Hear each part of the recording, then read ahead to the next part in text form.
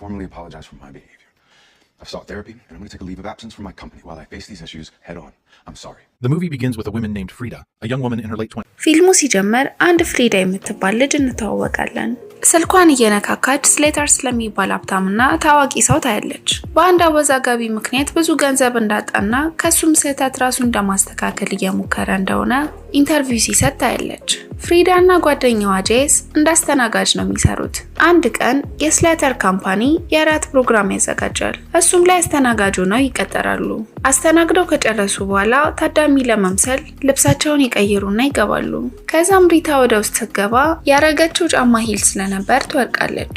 ከዛም ስሌተር ያያትና ያነሳታል። ያልተሰበረውን ሂል ይሰብረውና መራመድ ትችላለች። ከዛም ማውራት ይጀምራሉ። ብዙ ሀብታም ጓደኞቹ ጋር ያስተዋውቃታል።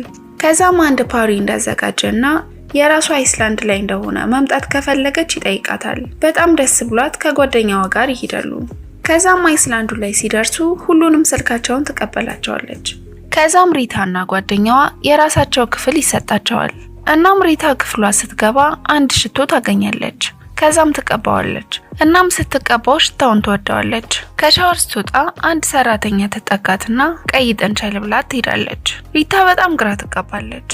ከዛም መዝናናት ይጀምራሉ። ከስሌተር ጋር ዋክ እያደረጉ ብዙ እባቦች እንዳሉና ሰራተኞቹ ሲያገኟቸው እንደሚገሏቸው ይነግራታል። ከዛም ራት ይበሉና ድራግ ወስደው መዝናናት ይጀምራሉ። ጠዋት ስትነሳ በጣም ግራ የሚያጋባ ስሜት ይሰማታል። ማታ ምግብ ስትበላ ልብሷ ወጥ ነክቶት የነበረው ቦታ እንደጸዳ ታያለች። ግን እሷ ምንም የምታስታውሰው ነገር አልነበረም። ከዛም በቀጣይ ቀናት በጣም ግራ የሚያጋቡ ነገሮች ታያለች። የድሮ ትውስታ የሚመስሉ ነገሮች ማሰብ ትጀምራለች።